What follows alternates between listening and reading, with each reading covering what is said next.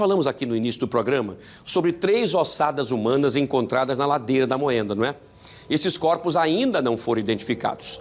Por isso, o nosso repórter Douglas França vai voltar comigo ao vivo agora para trazer isso que, aliás, a gente sempre relata aqui que é muito importante.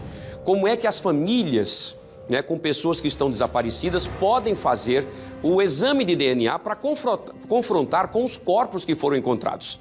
É o que a gente quer saber e essa prestação de serviço para vocês. O que a gente quer saber, Douglas, o importante é que os parentes façam esses testes, né? Que deixem, inclusive, até os seus materiais biológicos no Instituto Médico Legal, deixando, inclusive, essa observação de que assim que tiver qualquer outro corpo que for confrontado, os dados, os detalhes, para que eles sejam identificados e reclamem os corpos, não é isso? Exatamente, Wilson, é um exame extremamente importante para a identificação, né, dos corpos, mas antes de fazer esse exame, é fundamental, é necessário fazer primeiro o boletim de ocorrência.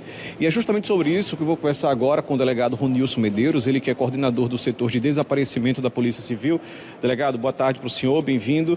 Então esse é o primeiro passo, né? Tem que fazer o boletim de ocorrência antes de fazer o exame. Justamente. Hoje, se você tem um familiar que está desaparecido, que não tem notícias do seu paradeiro e se cogita que ele esteja morto, faça o devido registro de boletim de ocorrência e com esse boletim dirija-se até o IML, ou de Arapiraca ou de Maceió, e faça a coleta do material genético.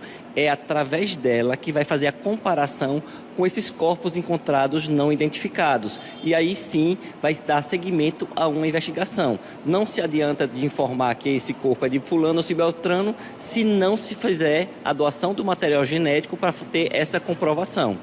Ou seja, sem o boletim de ocorrência não é possível fazer a coleta do material. Justamente. Chega lá no IML, dizer eu quero fazer coleta de material genético que supostamente seja do meu filho. Eles vão cobrar o boletim de ocorrência, justamente para a gente manter a estatística e todo esse viés, até porque as informações se relacionam.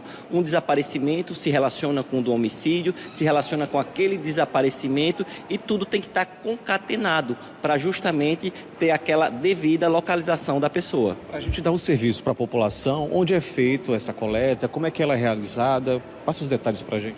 Justamente, o boletim de ocorrência é feito em qualquer delegacia. Se dirija à delegacia, passe todas as informações, leve fotografia, detalhes das tatuagens que aquela pessoa possui, que isso vai ser fundamental para análise posterior. E de posse do boletim de ocorrência, vai fazer a coleta do material genético. Hoje em Alagoas existem 2 pontos de coleta. Um é Maceió e o outro é em Arapiraca, justamente onde se situam os IMLs do estado. Agora, sobre essas ossadas que foram encontradas, que a gente mostrou, inclusive, agora há pouco, existem 3 pessoas desaparecidas, né? Existem boletins de ocorrência registrados, né, sobre esses desaparecimentos. Justamente. A gente verificou que naquela região do Jacintinho e no seu entorno, existem 3 BOs registrados. Um é do Vitor Eloy, o outro é do Felipe e o outro é do Everton. São 3 pessoas que desapareceram ao longo desse ano que foram naquela região. Possa ser que sejam deles, mas também pode ser de outras pessoas que ainda não registraram o boletim de ocorrência. Vale ressaltar que um dos corpos encontrados naquela região possuía uma tatuagem na perna direita de um índio. Se porventura você tem algum desaparecimento, que o seu familiar tinha uma tatuagem de um índio na perna direita, existe a possibilidade desse corpo ser dessa família.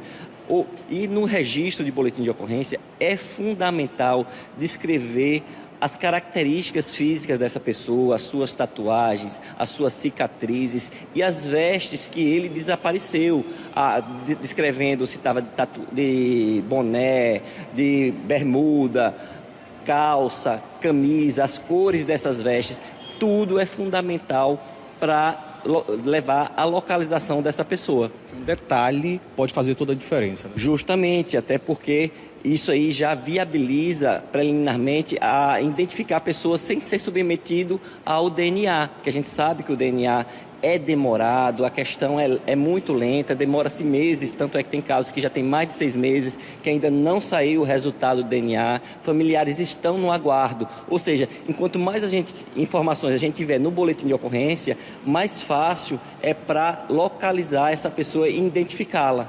Para a gente finalizar, para quem tem algum parente desaparecido e ainda não procurou os órgãos de investigação, qual a orientação, o que é que deve ser feito de imediato, doutor? Só para a gente reforçar mais uma vez antes de encerrar. Bem, procure a delegacia mais próxima, registre o boletim de ocorrência. De posse do boletim de ocorrência, se dirija ao IML mais próximo. Se for da capital, é em Maceió. Se for no interior, é em Arapiraca. Tanto faz em um dos 2 IMLs, contanto que esteja de posse do boletim de ocorrência. E sobre essas ossadas que foram encontradas, vai ter que aguardar alguém aparecer, fazer essa coleta para comparar? Justamente, até porque o material genético vai cruzar de acordo com o que tem no banco. Se porventura o familiar não fez a doação, vai ficar a sensação de impunidade. A questão, a gente precisa dessa situação para a investigação de homicídio ter andamento. A situação não tem testemunha, não tem câmera e o corpo ainda é desconhecido, como é que a gente vai saber a trajetória dessa pessoa, com quem ele era envolvido, quem eram os desafetos dessa pessoa? Por isso a necessidade da identificação do cadáver. Okay, muito obrigado, delegado Ronilson. É isso, como o delegado falou, Wilson, as investigações ficam empacadas, né? E as coisas precisam andar, precisam correr. E é isso. O primeiro passo é o boletim de ocorrência e depois fazer a coleta aí do material genético. A gente vai seguir acompanhando, inclusive, sobre essas ossadas que foram encontradas na ladeira da Moenda. Eu volto contigo.